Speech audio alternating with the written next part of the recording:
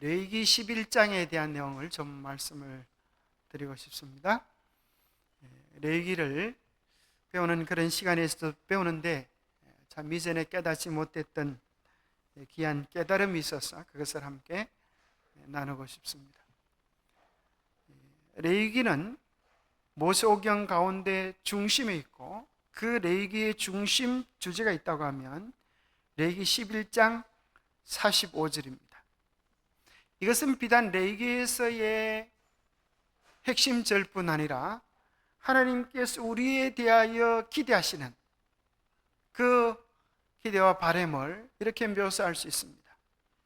내가 거룩하니 너희도 거룩할지어다. 이것이 하나님께서 우리를 향하여 가지고 계신 이상입니다. 나는 너희의 하나님이 되려고 너희를 애굽 땅에서 인도하여 낸 여호와로라. 하나님께서 왜 우리를 죄악된 세상에서 인도하셨을까요? 우리와 영원히 함께 거하시려고, 우리와 함께 영원히 사시려고. 그런데 하나님의 특성이 무엇인가 하면 거룩한 특성입니다. 그래서 하나님과 우리가 영원히 함께 살려고 하면 너희도 거룩해야 되겠다, 그렇게 말씀하고 계셔요. 서로 뜻이 합해야 함께 살 수 있는 것처럼 우리의 마음이 하나님의 뜻이 합해질 때 우리가 함께 살아갈 수 있겠죠. 그래서 우리가 마음이 맞으면, 그렇죠? 마음이 맞으면, 뜻이 맞으면 생각만 해도 기쁘고 즐겁습니까? 나를 알아주는 사람, 나를 인정해 주는 사람, 나를 기억해 주는 사람, 그런 사람이 있으면 우리는 생각만으로도 즐겁고 행복한 것을 경험하지 않습니까? 힘이 나는 거죠. 하나님께서 우리를 생각하실 때, 야, 나는 너를 생각하면 기분이 좋아. 나는 너를 생각하면 행복해져. 나는 너를 생각하면 내가 너를 위하여 십자가에 달려 죽었던 것이 정말 잘했다고 생각해. 그렇게 말할 수 있는 그런 우리의 삶이 되면 참 좋겠죠. 그래서 신약성에도 나옵니다. 너희를 향한 하나님의 뜻은 이것이니 너희의 거룩함이라. 자, 여러분, 거룩함이 뭐라고 생각하십니까? 거룩함, 그것은 구별됨이고 또 이것저것 하지 않는다, 그런 의미도 가질 수 있겠지만, 본질적으로 거룩함이라고 하는 것은 하나님과 함께 살아가는 것입니다. 그리고 그 거룩함은 윤동주의 서시에는 뭐라고 표현되는가 하면, 잎새 이는 바람에도 나는 괴로워했다. 아주 늘 자기 자신을 살피는 그런 살핍니다. 그런데 예수님께서는 왜 자신을 점없고 흠없는 거룩한 양으로 그렇게 사셨을까요? 그것은 윤동주의 서시에 나오는 이야기처럼 내가 이처럼 거룩하고 깨끗하다, 나는 참으로 독보적인 존재다라고 하는 것을 주장하시기 위하여 그렇게 하신 것이 아니라, 누구를 위하여? 우리를 위한 희생양이 되시기 위하여, 우리의 구원을 위하여 그렇게 하시는 것입니다. 그래서 어떤 차원에서 우리가 거룩함의 이유는 우리 이기적인 목적에 있지 아니하고 예수님처럼 뭘 위하여? 하나님을 위하여, 또 이웃을 위하여 자기를 극복하는 데 있지 않나 생각합니다. 그래서 사실은 극기, 그죠? 자기를 이기는 것, 그것이, 그래서 야고보서에는 이렇게 이야기하죠. 경건함이 무엇이냐? 그것은 죄 없고 흠없는 아주 독보적인 삶을 사는 것이 아니라, 우리는 그렇게 생각하는데 야고보서에 보면 뭐라고 나와요? 경건함이란 고와 가부를 돌보는 것이다. 그죠? 이웃을 향한 사랑으로 그것을 묘사해 주고 있습니다. 그럼에도 불구하고 레위기서는 그 중심이 거룩함인데, 거룩함에 대한 것들을 이렇게 묘사해 주고 있습니다. 1장부터 7장까지는 5대 제사를 통하여서 우리가 죄에서 정결케 되어지는 것들. 그리고 8장에서 10장에 보면 제사장이 그 제사를 어떻게 드리는가에 대한 제사장의 규례들, 그 다음에 11장부터 15장까지는 하나님과의 관계뿐 아니라 우리의 일상생활 속에서 자기를 거룩하게 하고 사람과의 관계 속에서 거룩함을 유지하는 것들에 대한 내용들을 다루고 있습니다. 그 일상생활에서의 정결 부분을 이렇게 구분할 수도 있어요. 11장에는 음식물로 인한 부정. 참 희한하죠? 정결을 다루는 생활 부분에서 첫 번째로 뭘 이야기하시는가 하면 음식물에 대한 이야기를 하고 계세요. 그죠? 음식물이 왜 이렇게 중요한가? 12장부터 15장까지는 사람으로 인한 부정에 대한 내용을 다루는데, 출산으로 인한 것, 피부병에 대한 것, 혹은 집의 곰팡이에 대한 것, 환경에 대한 것, 또 유출병에 대한 것, 이런 것들을 다루고 있습니다. 자, 음식은 레위기 11장을 나름대로 지키고 있는 사람들은 사실은 일반 기독교인들은 많이 지키고 있잖아요. 그건 다 폐해진 거다, 십자가에서 다 폐해진 거라고 생각해요. 그런데 사실은 십자가에서 폐해질 이유는 없는 것입니다. 십자가에서 폐해진 법은 어떤 법이죠? 어문의 율법, 다른 말로 하면 제사제도죠. 제사제도는 그 원형이 왔기 때문에 더 이상 양을 잡아서 드릴 필요는 없죠.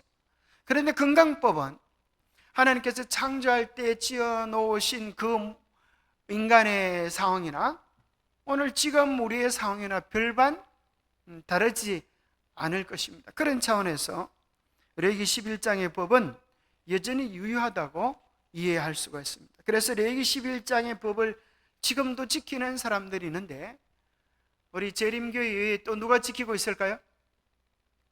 유대인들은 뭐 당연하겠죠. 구약 그걸 준수하고 사니까. 그래서 유대인들의 음식을 코셔라 그럽니다. 코셔에 보면은 레위기 11장을 아주 철저하게 잘 지킵니다. 그리고 그들은 고기를 먹을 때 반드시 피를 빼고 기름을 제거하고 레위기에 나오는 그 규례대로 잘 지킵니다. 그리고 그럴 뿐 아니라 랍비가 우리나라에서 음식을 하면 뭐예요? 무슨 삼육교도 그걸 맞았잖아요. 뭐예요? 아주 이것은 깨끗하고 정결한 음식이고 보장할 수 있다, 이걸 갖다 맞는 것이 보통 어려운 게 아니라 그래요. 그럼 뭐죠? 삼육교에도 마크가 찍히잖아요. 예? 품질 보정을 넘어서서 이건 정말 깨끗하고 우리 한국 식품계에서 인정한다고 하는 막 그걸 얻기 위해 애를 많이 썼습니다. 그게 있는데, 아니 하여튼 그런 용어는 특별한 용어예요. 특별한 우리 식품계에서 인정해 주는 그런 마크를 따기 위해서 보니까 애를 많이 쓰더라고요. 삼육도가 이제 그걸 받았습니다. 그와 마찬가지로 여기 보면 이거를 검사하는 사람들이 랍비가 와가지고 이 음식은 정말 레위기 11장에 근거해서 합당하다, 그러면 도장을 딱 찍어줘요. 코시라고 하는 이 마크 도장을 찍어주면 이것은 이제 유대인들이 걱정 안 하고 이렇게 사 먹는 그런 음식이다. 그래서 여러분들이 혹시 비행기를 타고 장거리 여행을 하는데 뭘 먹어야 될지 잘 모르겠다, 채식을 시킬 수도 있지만 채식보다 좀 더 그래도 좀 먹고 싶다 이렇게 하면 스튜디스에게 미리 비행기 타기 전에 신청을 하면 돼요. 코셔 식품을 달라 그러면 코셔로 예약을 하면 유대인들이 먹는 그 음식을 주기도 합니다. 한번 해보시기 바랍니다. 그 다음에 또 레위기 11장을 나름대로 지키는 사람들이 있는데 또 누굴까요? 사실은 이슬람도 그렇게 합니다. 그 이슬람 사람들의 음식을 할랄이라 그렇게 이야기하는데, 제가 중국에 가보니까 이제 음식점들이 중국에는 기름을 쓰는데 무슨 기름을 많이 쓸까요? 돼지 기름을 아주 많이 씁니다. 그래서 여러분들이 중국에 가보시면 중국에는 흔히 속담이 그런 게 있잖아요. 다리 4개 달린 것은 책상다리 의자 빼고는 다 먹는다. 그렇게 이야기하는 사람들인데, 중국 사람들이 한 번도 안 먹어본 음식이 있어요. 그게 뭘까요? 아마 그 여러분 맞추기 어려울 거예요. 중국 사람들이 한 번도 안 먹어본 음식이 있는데 뭔가 하면 생야채를 안 먹어봤어요. 그게 무슨 소린가 하면, 여러분들이 중국에 가면 아주 요리들이 많이 나오는데 생야채들을 다 뭐예요? 튀기고 볶고 이렇게 해서 요리를 내놔요. 그래서 처음에 이제 중국 여행 간 사람들은 야, 이렇게 볶고 튀기니까 얼마나 맛있냐 해서 막 다 볶고 튀기면 어디에 볶아요? 기름에. 처음에는 기름 발린 거를 먹으면 아주 맛이 아주 좋아요. 근데 한 3, 4일 지나면 배가 탈이 나가지고 화장실에 막 들락날락 해야 됩니다. 그 기름기들이 아주 한국 사람들은 감당하기 어려워요. 그래서 사실 그분들이 뭐 차를 마신다고 하지만은 혈관병들이 많은 이유들이 기름을 많이 먹기 때문에. 그러니까 여기에 보면 기름과 피를 먹지 말라고 그렇게 되어 있어요. 그러면 우리 생각에 오늘날 많은 사람들이 기름을 안 들어가면 맛이 없다는, 음식이 맛이 없다는 거예요. 창세기 9장에 보면 노홍수 때 하나님께서 고기를, 육식을 허락하시면서 뭐라고 말씀하시는가 하면 채소같이 이것을 먹을지니라 그랬어요.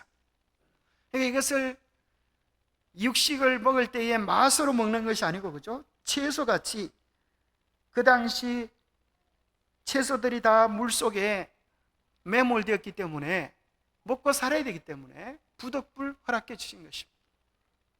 그래서 우리가 정말 먹어야 되는 오리지널 음식은 뭐예요? 레위기 11장도 아니고 사실은 창세기 1장의 메뉴예요. 그것이 하나님께서 인류에게 주신 건강 매뉴얼이고, 레위기 11장은 허락해 주신 메뉴라 그렇게 표현합니다. 허락해 주신 메뉴. 그래서 여러분들이 혹시 중국이나 이런 데 가서, 그 사람들은 돼지기름을 많이 먹기 때문에 그래도 돼지기름에 볶지 않은 음식을 먹으려고 하면은 이슬람 마크가 있는 식당에 들어가면은 그래도 뭐는 쓰지 않아요? 돼지고기 기름과 알코올은 쓰지 않기 때문에 먹을 수 있다는 거예요.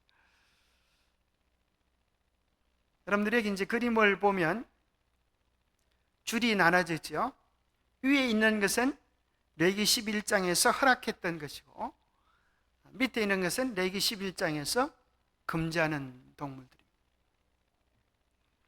자, 여기 이제 몇 가지 것들을 우리가 한번 살펴보면, 육지 동물에 대해서는 2가지 규정이 있습니다. 우리가 아는 것처럼 뭐죠? 레위기 11장 2절 3절에 보니까 육지 동물은 쪽발과 되식임지기를 하는 것, 이 2가지고요. 자, 물에 있는 것은 2가지가 뭐죠? 물에 있는 2가지 특징은 지느러미와 비늘이 있는 것. 자, 그런데 희한한 것은 여기 보면은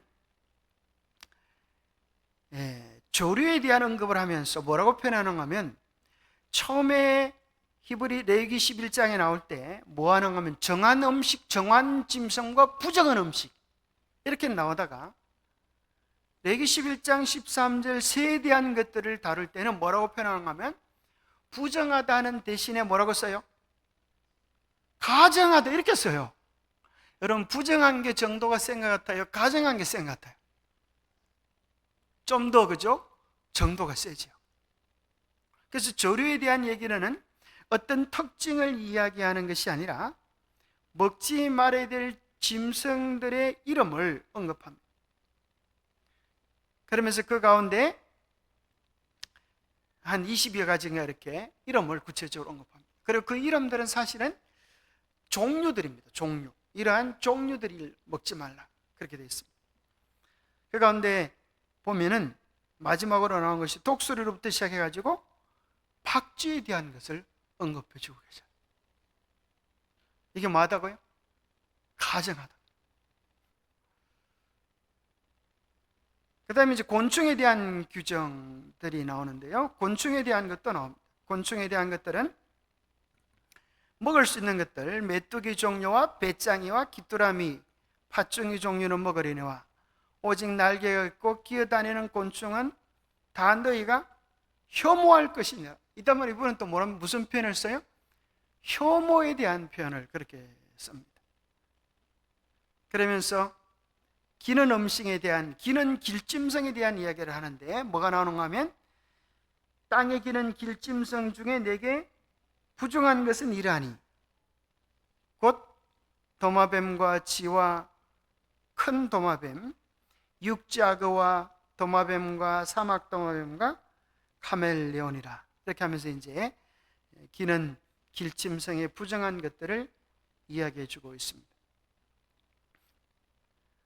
그래서 정리해 보면 포유류에서는 두 가지 뭐요? 발굽이 쪽발과 대식임질하는 것. 물고기에는 진어리와 비늘이는 것.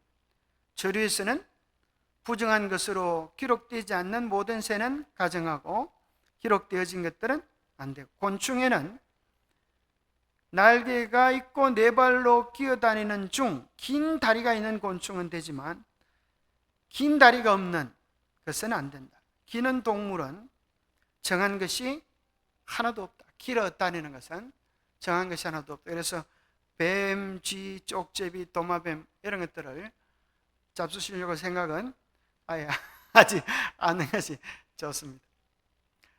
그렇게 정한 음식에 대한 한 우리 교수님의 논문을 보니까 정한 음식은 보니까 대부분 먹는 것들이 초식 종류라는 거예요. 그리고 사람이 돌보는 가축 종류고, 그리고 성격이 부드럽고 인간과 친화적이에요. 그 다음에 부정한 동물들은 가만히 보니까 육식성이고 잡식성이고 아주 성질들이 한성질하는 그런 짐승들을 가지고 있고, 또 대부분 아주 무섭거나 아주 더럽거나 고약하거나 그런 짐승들이라는 거예요. 그런데 한번 퀴즈를 한번 내보면, 자, 레위기 11장에 오리가 있을까요, 없을까요? 예? 제가 이제 교수님께 여쭤봤어요. 오리를 먹어도 됩니까, 안 됩니까? 요즘 옛날에는 오리를 안 먹었는데 최근에, 그죠? 오리를 먹어도 된다는 그런 학설이 누구에게서 시작됐는지 모르지만 그렇게 시작된 다음에 이게 보편화가 되었어요. 제가 이제 교수님께 여쭤봤어요. 오리를 먹어도 됩니까, 안 됩니까? 이렇게 물어보니까 답은 주지 않고 뭐라 그러시는가 하면 이렇게. 자, 여러분들 오늘 원문을 몰라도 원문을 잘 이해할 수 있는 방법이 있는데, 어떻게 하면 원문을 모르는 사람도 원문을 이해하는 것과 같은 수준에 이를 수 있는 방법이 있다는 거예요. 그게 뭘까요? 원문을 보지 않고도 원문의 수준과 같은 수준을 유지할 수 있는 게 뭘까요? 그게 뭔가 하면 다른 번역 성경을 5권 이상 반드시 봐라. 그래서 여러분, 베들레헴 성경은 놀랍게도 한국말로 번역된 것이 10개 이상 있어요. 그러니까 여러분 10개 이상 번역 성경을 비교해 보면 알 수 있어요. 그래서 여러분들이 이제 그걸 갖다 검색을 해보는데, 여러분 핸드폰에서는 검색을 할 때 성경을 하나만 적을 수 있지만 컴퓨터로 베들레헴을 하면 한글로 성경 전체를 다 선택할 수 있어요. 번역 성경을 다 선택할 수 있고, 거기서 오리를 치면 놀랍게도 제가 한번 해보니까 4가지 번역 성경에서 오리가 나옵니다.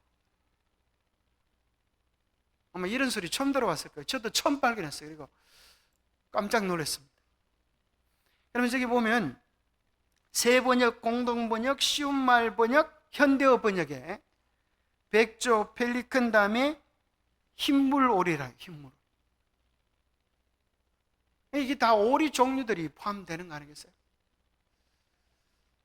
그래서 아마 이걸 보면서 이거 목사님 그래도 저는 오리 먹으려면 뭐 그렇게 하신 분은 제가 어쩔 수 없지만은 여기 오리가 나온다고 하는 사실을 제가 언급해 드리는 거예요. 그래서 우리가 가급적이면, 그죠? 레위기 11장에서 언급되지 않은 것들을 먹지 않는 것이 신상에 이롭지 않을까, 그냥 제안을 드리는 것입니다. 그리고 여기 안 좋은 짐승에 대한 레기 11장 32절 36절에 보면 심지어 어느 정도로 이게 센가, 이 가정함과 이런 것들이 센가 이렇게 표현되어 있어요. 이런 것 중 어떤 것의 죽음, 다른 말로 하면 시체가 나무 그릇이든지 어복이든지 가죽이든지 자루이든지 무엇에 쓰는 그릇에든지 떨어지면 부정하다. 물에 담거라. 저녁까지 부정하였다가 정할 것이요, 그것 중 어떤 것이 어느 질그릇에게 떨어지면 그 속에 있는 것이 다 부정하여지나니 너는 그 그릇을 깨뜨리라. 먹을 만한 축축한 식물이 거기 담겼으면 부정할 것이요, 그 같은 그릇에 담긴 마실 것도 부정할 것이며, 이런 것의 죽음이 물건 위에 떨어지면 그것이 모두 부정하여지든지 화덕이든지 화로이든지 깨뜨려 버리라. 얼마나 이 가정한 것인지 그 시체들이, 그죠? 그릇에, 톡 위에 있으면 그걸 깨뜨리는 거예요. 이것이 도대체 오늘 우리들에게 무슨 의미가 있는가? 뭘 통하여 이게 증명이 되어지는가 하면 코로나를 통하여 증명되었어요. 그래서 여러분들이 유튜브에 보면 레기 11장에 대한 새로운 발견 해가지고 이제 코로나와 더불어서 김상래 교수님 이걸 연구해가지고 발표해 놓은 것이 있어요. 그래서 우리가 아는 대부분의 전염병들이 사스, 메르스, 코로나 이런 것들이 동물들로 인하여서 전염되어졌다는 거예요. 그리고 그 동물들은 다 하나같이 레기 11장에서 부정하다고, 그렇게 먹지 말라고 한 짐승들로 그렇게 기록되어 있는 거예요. 그러면 레기 11장에 대한 법이 신약 성경에도 유효한가? 레기에 나오는 건강법이 유효한가? 이것을 좀 신약 성경에서 살펴볼 필요가 있어요. 신약 성경에 레기에 대한 법이 언급되어 있을까요? 우리는 별로 생각 안 해봤던 거예요, 그죠? 그냥 십계명만 유효하지 이 건강법에 대한 것은 뭐 그렇게 중요할까? 그렇게 생각했는데, 베드로전서 1장 15절 16절에 보면 첫 번째입니다. 레위기의 건강법이 나타난 신약의 첫 번째 용례. 베드로가 하나님의 백성들에게 이렇게 이야기합니다. 오직 너희를 부르신 거룩한 이처럼 너희도 모든 행실에 거룩한 자가 되라. 하나님이 거룩하신 것처럼 너희도 거룩하라. 그렇게 이야기하시는데, 그렇게 말하는 근거는 어디에 있는가? 기록되었으되, 이렇게 말해요. 기록되었으되 내가 거룩하니 너희도 거룩할지어다 하셨느니라. 누가 언제요? 기록되었으되라는 말은 어디에서 왔다는 거예요? 구약 성경에서 인용했다는 거예요. 기록되었으되라고 하는 것을 헬라어로는 게그랍타이라 그러는데, 게그랍타이, 웃긴다고 하는 개그가 아니고 게그랍타이, 개그로 시작되지만 웃기는 게 아니라, 예수님께서 마귀의 시험을 받으실 때 뭐로 이기셨어요? 게그랍타이로 이기셨어요. 기록되었으되, 신명에 나와 있는 말씀을 암송하심으로 사단의 모든 공격들을 말씀으로 이겨내셨습니다. 그러면 이 말씀은 기록되었으되라고 하면서 인용되어진 말씀은 어디에서 온 것인가? 바로 조금 전에 읽었던 레위기 11장 44절 45절입니다. 44절에 보면 나는 여호와 너희 하나님이라. 내가 거룩하니 너희도 몸을 구별하여 거룩하게 하고 땅에 기는 길짐승으로 말미암아 스스로 더럽히지 말라. 나는 너희의 하나님이 되리고 너희를 애굽 땅에서 인도하여 낸 여호와라. 내가 거룩하니 너희도 거룩할지어다. 이 말씀에서 베드로가 인용한 것입니다. 그래서 거룩함에 대한 내용들을 가만히 보면 사실은 거룩한 사람이다, 이걸 뭐라 그래요? 거룩한 사람을 두 글자로 뭐라 그래요? 네? 성도예요. 성도. 거룩할 성자, 무리도자, 거룩한 백성, 이것이 성도예요. 우리가 정말 하나님의 성민이 되려고 하면 우리는 하나님 앞에 뭐가 될 필요가 있어요? 성도가 될 필요가 있겠습니까? 그죠? 성의를 준수하는 백성들은 성물을 하나님께 구별해 드릴 뿐 아니라 우리 자체가 거룩하게 되어지는 성도가 될 필요가 있겠죠. 성일에 들어가는 사람들, 성일을 통하여 거룩한 주님과 교제하려고 하는 사람들은 어떻게 되겠어요? 우리의 마음이 거룩해지는, 몸이 거룩해지는, 생각이 거룩해지는 경험 속에서 거룩하신 하나님을 배우게 되지 않을까요? 그래서 레위기 11장은 거룩함의 시작을 입을 다스리는 것부터 시작하라 이렇게 말해요. 그죠? 입을 다스리는 것. 참 미안하지. 이게 뭐 우리가 우리에게 생각하면 그건 뭐 중요한가 싶어도 입을 잘 다스리는 거예요. 입 안으로 들어가는 것도 잘 다스리고 입에서 나오는 것들도 잘 다스릴 필요가 있겠어요. 그리고 베드로서는 이야기하기를 모든 행실에서 거룩한 자가 되라. 거룩함은 진보해야 합니다. 어떤 사람은 음식은 잘 구별하면서도 뭐가 될 수가 있어요? 꼬장꼬장해져 가지고 당신 똑바로 안 해? 이렇게 하는 사람. 그 법은 잘 아는데 그 법을 뭐로만 적용해요? 남을 판단하고 정죄하는 기준으로 삼는 사람은 거룩한 사람이라기보다는 때로는 뭐라고 생각해요? 요즘 사람들은 그런 사람들은 뭐라 그래요? 뭐라 그랬지? 하여튼 뭐 그런 말들이 있더만. 에? 꼰대라 그래, 꼰대. 꼰대라 그러네. 뭐 갑질한다 그러면 꼰대나 이런 표현들을 쓰잖아요. 오늘날 이 시대가 그런 사람들을 좋아하지 않아요. 그래서 우리는 모든 행실에서 거룩해라. 더 나아가서 우리 행실의 거룩함의 최고의 표준은 베드로서 1장 4절에 보면 신의 성품에 이르는 자가 되라. 이것이 거룩함의 최고의 목적이고 우리의 이상이고 삶의 목표입니다. 뭐 하는 거예요? 창조주 하나님의 형상을 회복하는 것입니다. 레위기는 참 놀랍게도 5대 제사에 대한 얘기를 하시고 제사장의 규례에 대한 얘기를 하시고 그 다음에 무슨 일이 벌어지는가 하면 레위기 10장에서 무슨 일이 벌어지는가 하면 무슨 일이 벌어질까요? 레위기 10장에 나답과 아비후가 거기서 죽는 것이나 참 끔찍하죠. 나답과 아비후가 어떤 사람들이에요? 그죠? 제사장들, 아론의 아들들로서 정말 하나님의 거룩한 임재를 경험한, 축복을 경험한 특별한 사람들인데 뭐 하다가요?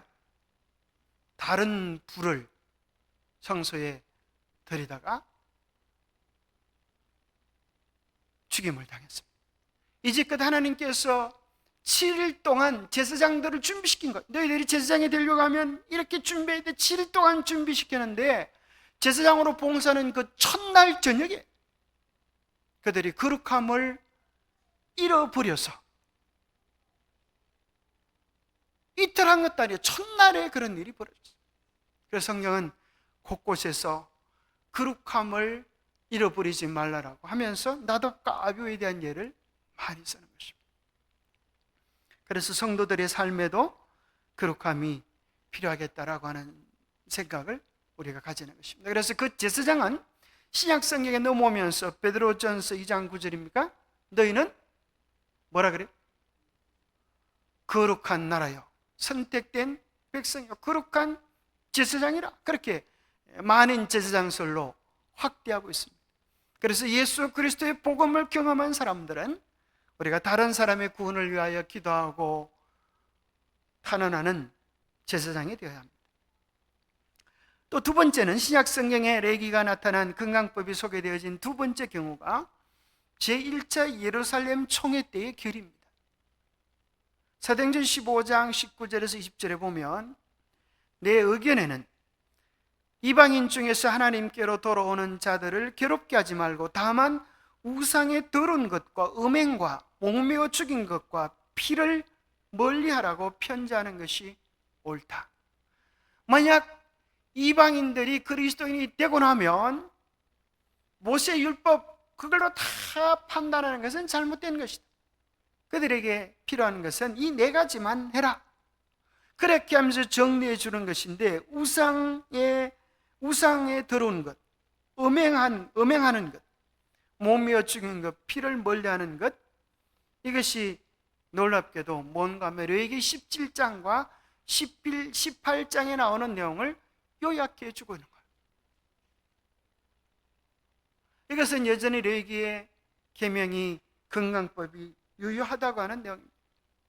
레위기 18장에 보면 여러분들이 나중에 이제 나오는데 오늘 이 시대에 일어나는 도덕적인 범죄가 아주 낱낱이 기록되어 있는데 오늘 그런 것들이 이 시대의 죄들이에요. 거기 보면 우상에 대한 숭배에 대한 걸 보면 전에 엄란하게 섬기던 염소에게 다시 제사하지 말 것이니라. 이는 그들이 대대로 지킬 영원한 규례니라. 참 미안하게도 양과 염소를 주님께 제물로 바치기도 했는데 대속죄일 날 양을 두 마리 선택해요. 하나는 여호와를 위하여, 하나는 누구를 위하여? 아사셀을 위한 염소로 구분합니다. 그런데 참 미안한 것은 우리 교회는 이제 아사셀에 대한 염소를 누구로 표현해요? 누구를 위한 염소예요? 누구를 상징한다고 그래요? 속죄양 여호와를 위한 염소는 우리의 죄를 지고 돌아가실 예수 그리스도께 적용을 시켜요. 그런데 아사셀에 대한 염소는 사탄에게 적용을 합니다. 왜 그런가 하면 이 죄의 궁극적인 책임이 누구한테 있어요? 사탄 마귀에게서 온 거예요. 그래서 마귀가 죄에 대한 궁극적인 견책을 받아야 마땅한 거예요. 그래서 아사셀을 표현하는데 놀랍게도 사탄 숭배자들이 숭배하는 그 사탄의 모양이 염소예요. 염소. 사탄의 숭배자들의 표현이 오각형 별이에요. 그런데 일반 많은 교회에서는 이제 아사셀에 대한 염소에 대한 깊은 이해를 하지 못하고 그냥 다 예수님께로 적용을 시켜요. 그러나 아사셀에 대한 염소는 사실은 죽지 않아요. 죽이지 않아요. 피를 성소에 바라거나 이렇게 하는 일이 없어요. 그를 멀리 쫓아버려요. 그것은 1000년 동안 무인정행에 던져질 사탄 마귀를 상징하기에 적합한 거예요.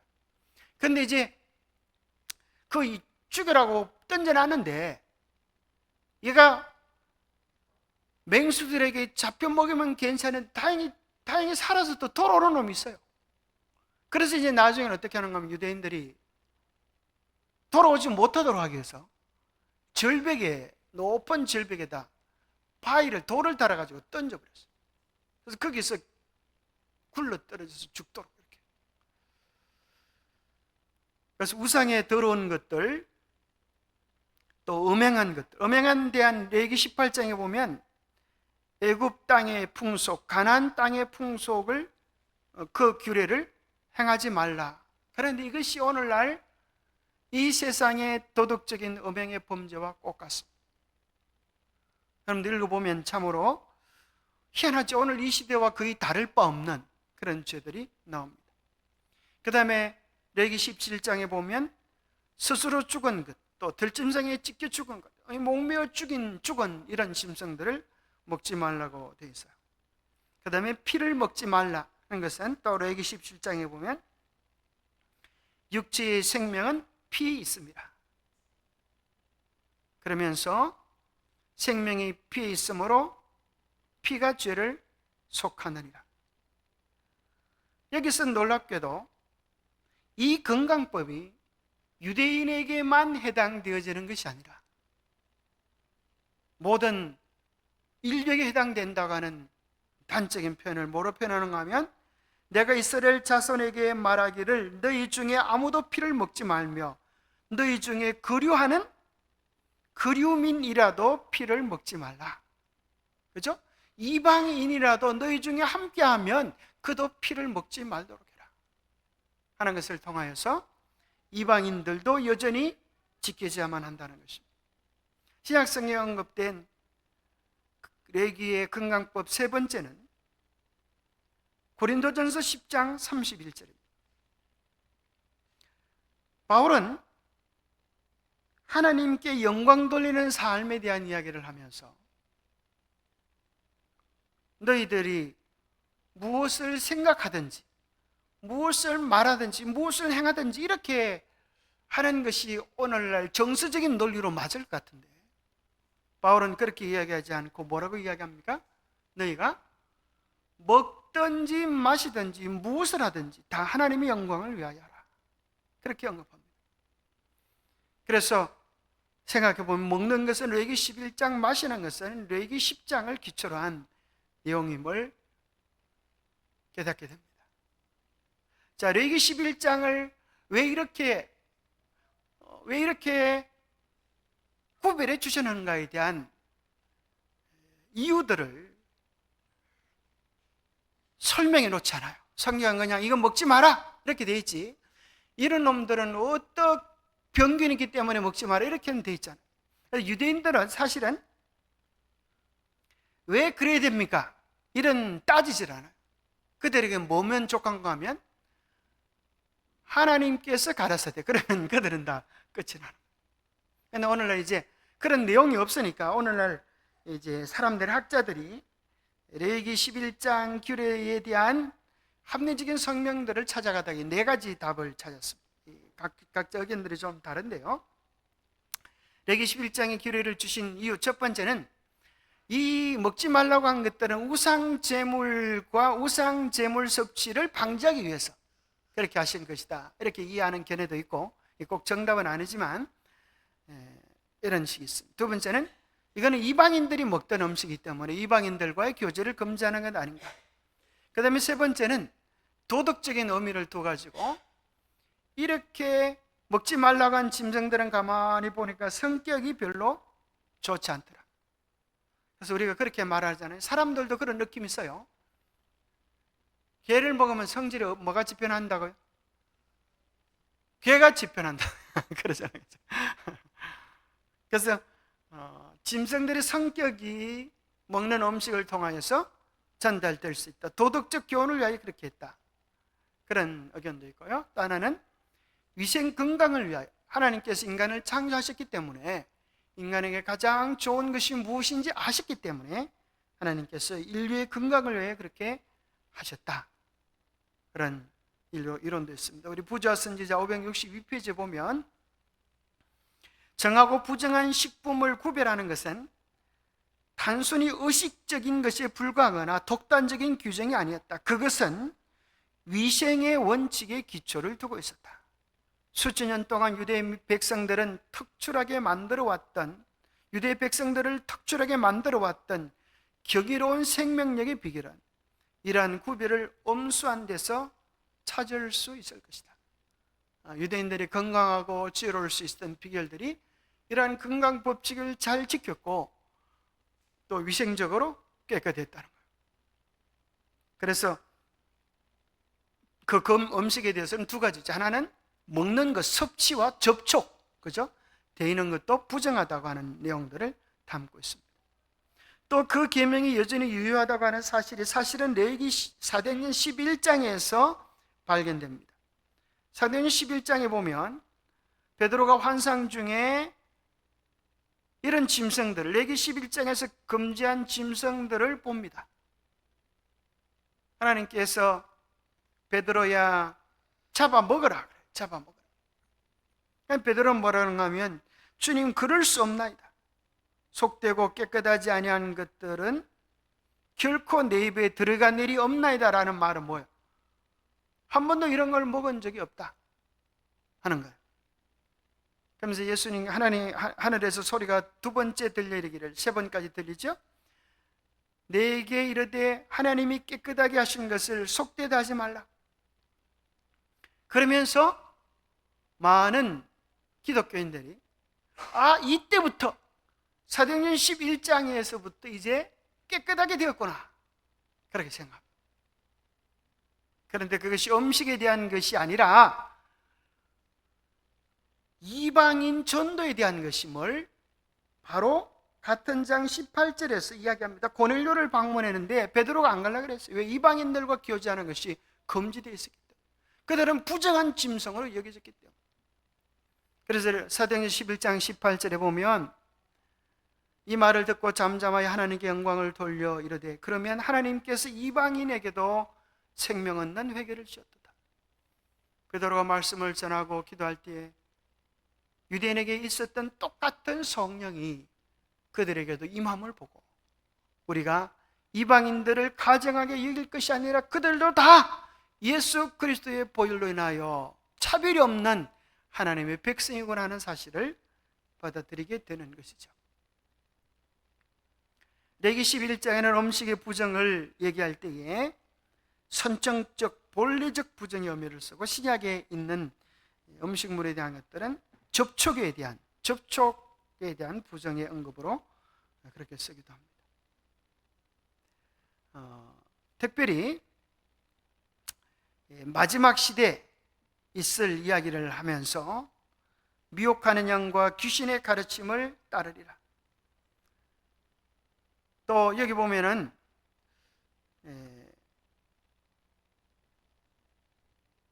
혼의를 금하고 어떤 음식물을 먹지 말라고 할 터이나 음식물은 하나님이 지으신 바니 믿는 자들과 진리를 아는 자들이 감사함으로 받을 것이니 하나님께서 지으신 모든 것이 선함에 감사함으로 받으면 버릴 것이 없나니 하나님의 말씀과 기도로 거룩하여 짐이라. 그렇게 되어 있어요. 그래서 여기 보면은 마지막 때에 미혹하는 영과 귀신의 가르침을 쫓는 자들이 세상을 미혹할 일들을 이야기하면서, 자, 여기 무슨 얘기가 나오는가 하면 오늘날 많은 교회에서 이렇게 말합니다.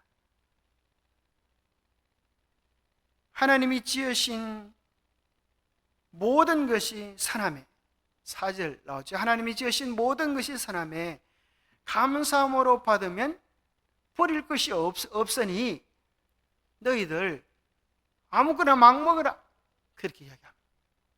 그런데 앞절에 보면은 뭐라고 나오는가 하면 하나님이 지으신 바니 믿는 자들과 진리를 아는 자들이, 이렇게 말했어요. 진리를 아는 자들이, 부정과 정함을 아는 자들이 감사함으로 받는 것이지,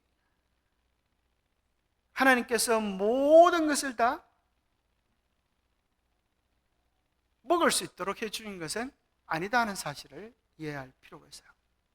그에 대한 분명한 현대적 증거가 이제 코비드와 이러한 문제들입니다.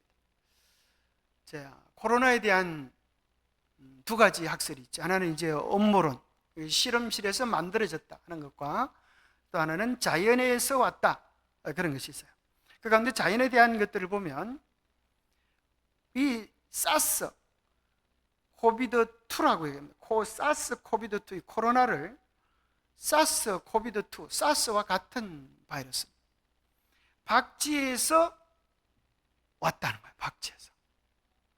박쥐에서 인간으로 이렇게 되어 있습니다. 그리고 그것이 미 연구팀이 연구한 바로는 박쥐를 거쳐다가 천상갑을 거치면서 인체 감염 능력을 갖췄다. 그래서 박쥐에게서 사스, 이 코로나 바이러스 유전자 정보의 공통점을 찾아보니까 연구소마다 약간 다른데 93%, 96%. 그런데 천상갑과 비교해 보니까 99% 동일하다. 그래서 박쥐에서 옮겨졌고 천상갑에서 옮겨졌고 또 사람에게 옮겨졌다. 그래서 박쥐는 어쩌다 살인 바이러스의 숙주가 되었나, 그런 영상들을 우리가 뉴스에서 발견하게 되는데요. 이 박쥐라고 하는 녀석은 치명적 바이러스를 39종을 자기 몸에 저장하고 있다. 근데 얘는 하나도 해를 입지 않아요. 어떤 연구에 의하면 200여 가지의 바이러스를 가지고 있다.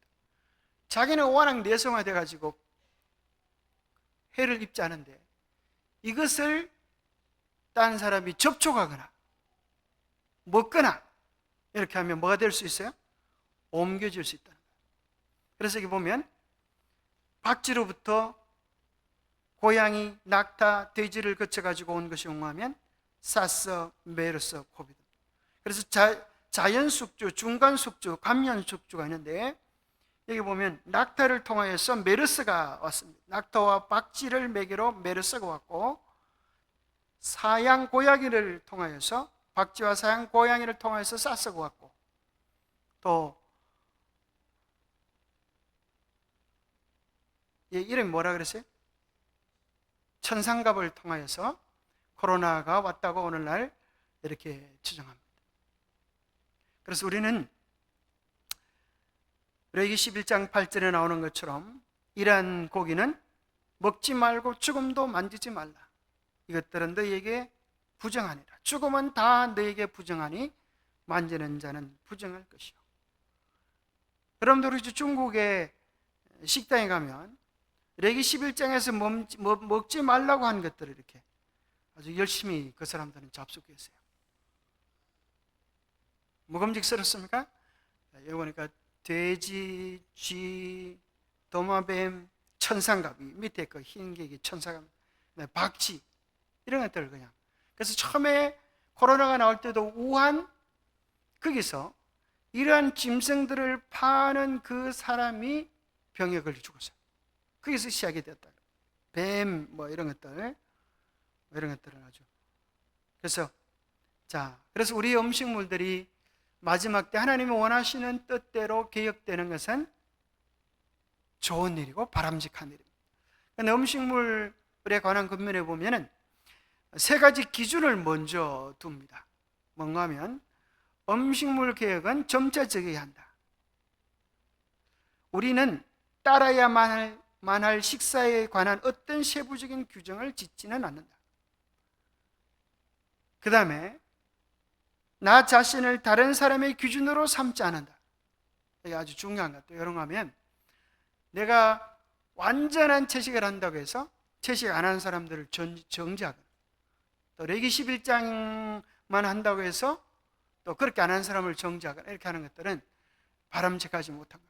이것은 하나님께서 우리의 건강 위생을 위하여 준 법이지, 그래서 우리는 이것으로 인하여 구원받고 안 받고 이런 차원의 문제로 다룰 것은 아니다 하는 것입니다.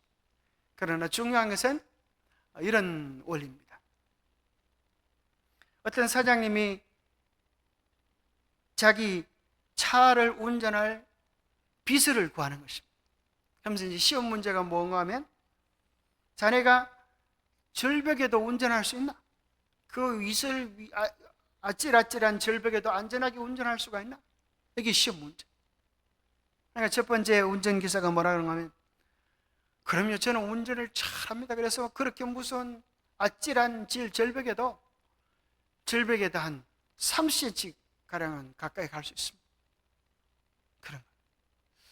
그러니까 이제 그 사장님 가라고 대짜 맞았어요. 사람이 이제 기다리고 있는 사람이 무슨 문제면 내더냐? 30cm 가까이 간다 그래. 또 지금 보니까 대단한 실력 있는 사람을 구하는 것 같다. 두 번째 사람이 이제 3cm라 그랬으니까 자기는 안 떨어지려고, 저는 한 10cm가량 가까이 갈 수 있습니다. 그런데 이 사람이 그러면 합격 그럴 줄 알았더만 가라는 거예요. 나중에는 어떤 사람이 돌아오는가 하면, 어떤 사람이 합격됐을까요? 딱 붙어서 운전하는 사람이요. 이런 사람이 합격됐다는 거예요. 사장님, 저는 낭떠러지 가까이 가려고 하지 않고 가급적이면 안전한 곳으로 사장님을 모시겠습니다. 이 소리를 듣자마자 사장님이 합격 그랬다는 거예요. 우리는 가급적이면 뭐 하려고 하는가 하면, 가급적이면 천국에도 가고 육신적인 욕망도 즐기고, 그죠? 두 가지 다 하고 싶어. 이 세상도 누리고 하늘도 누리고. 그런데 세상에 그런 길은 없는 것입니다. 어떤 사람이 그래요. 내가 술을 많이 먹으면서 고기를 많이 먹고 담배를 잘 피면서 건강할 수 있으면 좋겠습니다. 세상에 그런 법은 없는 것입니다. 그래서 우리가 선택한 모든 것에 대한 결과를 사실은 우리가 거두는 것입니다. 음식을 먹은 식생활에 관한 것면 15페이지에 보면 이런 말씀이 있습니다.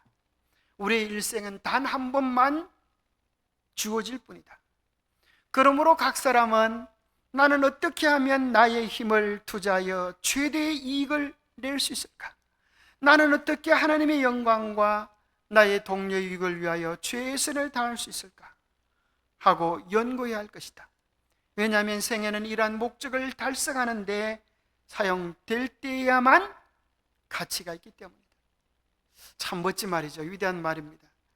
인생은 한 번밖에 주어지지 않기 때문에 우리 모두는 어떻게 하면 인생을 가치 있고 보람 있게 살까?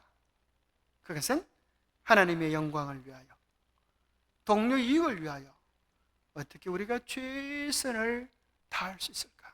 이것이 우리의 고민이 되어야 한다는 것입니다. 그러기 위해서 우리에게 건강 법칙이 필요하다는 거예요. 한 달락만 읽고 마치겠습니다. 참 귀중한 말씀 같아서 좀 읽어드리겠습니다. 건강은 보화이다. 그렇습니까? 건강은 보화이다. 여러분들이 아무리 많은 것을 가지도 건강을 잃으면 소용이 없습니다. 현세의 일시적인 소유 중에서 건강은 가장 귀하다. 건강의 활력을 잃으면서 재물과 학식과 명예를 얻는다면 그것은 값비싼 희생을 치르고 얻는 것이다. 만일 건강이 좋지 못하다면 이들 중 아무것도 행복을 확보해 주지 못한다. 하나님께서 우리에게 주신 건강을 남용하는 것은 두려운 죄이다. 그러한 남용은 우리의 생명을 약화시킬 것이며 우리를 실패자로 만들기 때문이다. 여러분, 모쪼록 건강하시기 바랍니다. 건강해야 행복할 수 있고 행복해야 우리는 성공적인 인생을 살아갈 수 있습니다. 매일 주님께 주시는 법칙 안에서 행복을 누리는 모두가 되시기를 축복합니다. 기도하겠습니다. 하나님 아버지, 참으로 우리를 얼마나 사랑하셔서 우리의 먹는 것, 생각하는 것, 살아가는 것까지 일일이 깊은 관심과 사랑을 나타내 주셨습니까? 하나님께서 거룩하신 것처럼 우리도 거룩한 자가 되게 하여 주시옵소서. 하나님의 영광을 위하여, 이웃의 행복을 위하여, 우리의 성공적인 인생을 위하여 자신을 절제하고 주님을 기쁘시게 하는 삶을 살아갈 수 있는 우리 모두가 되도록 축복해 주시옵기를 우리 주 예수 그리스도 이름 어지하여 간절히 간구하옵나이다.